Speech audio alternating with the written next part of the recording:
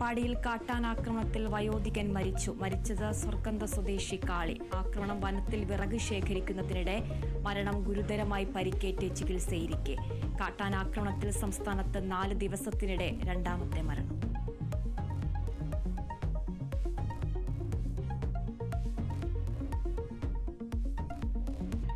ഡൽഹി ചേരിയിൽ വൻ തീപിടുത്തം, 2 കുട്ടികൾ വെന്തുമരിച്ചു. 800-ലധികം വീടുകൾ കത്തിനശിച്ചു. തീപിടുത്തമുണ്ടായത് രോഹിണിയിലെ സെക്ടർ 17. തീയണയ്ക്കാനുള്ള ശ്രമം തുടരും.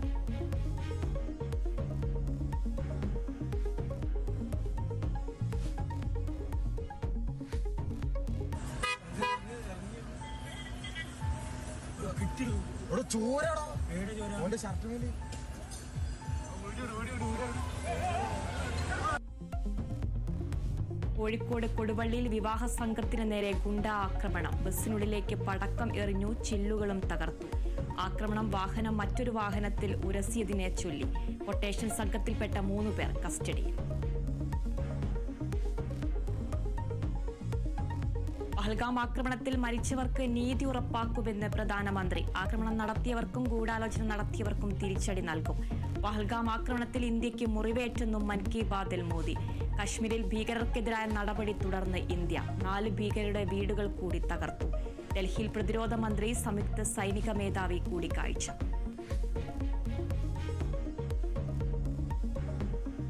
കോഴിക്കോട് പാലക്കോട് വയലിൽ 20കാരനെ സംഘം ചേർന്ന് മർദ്ദിച്ചു കൊലപ്പെടുത്തി. കൊല്ലപ്പെട്ടത് പാലക്കോട്ട് വയൽ സ്വദേശി സൂരജ്. കൊലപ്പെടുത്തിയത് സുഹൃത്തിനെ മർദ്ദിച്ചു തടഞ്ഞ വൈരാഗ്യത്തിൽ. സംഭവത്തിൽ അയൽവാസികളായ അച്ഛനും മക്കളുമടക്കം 9 പേർ കസ്റ്റഡിയിൽ. സൂരജ് മരിച്ചത് ശ്വാസം മുട്ടിയെന്ന് പോസ്റ്റ്മോർട്ടം റിപ്പോർട്ട്. കൃത്യം സൂരജിനെ വകവരുത്തുക എന്ന ലക്ഷ്യത്തോടെയെന്ന് പോലീസ്.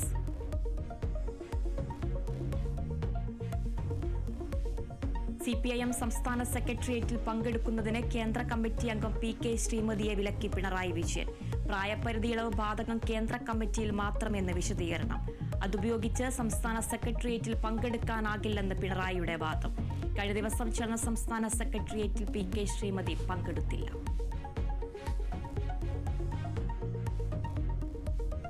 കൊച്ചിയിൽ ഹൈബ്രിഡ് കഞ്ചാവുമായി സംവിധായകരായ ഖാലിദ് റഹ്മാനും അഷ്റഫ് ഹംസയും സുഹൃത്തും അറസ്റ്റിൽ. സംഘം പിടിയിലായത് ഛായാഗ്രഹൻ സമീർ താഹിറിന്റെ വീട്ടിൽ നിന്ന്. പിടികൂടിയത് 1.6 ഗ്രാം ഹൈബ്രിഡ് കഞ്ചാവായതിനാൽ സ്റ്റേഷൻ ജാമ്യത്തിൽ വിട്ടു. കഞ്ചാവ് കിട്ടിയ വഴി തേടി എക്സൈസ്. സംവിധായകരെ FFKയിൽ നിന്ന് സസ്പെൻഡ് ചെയ്തു.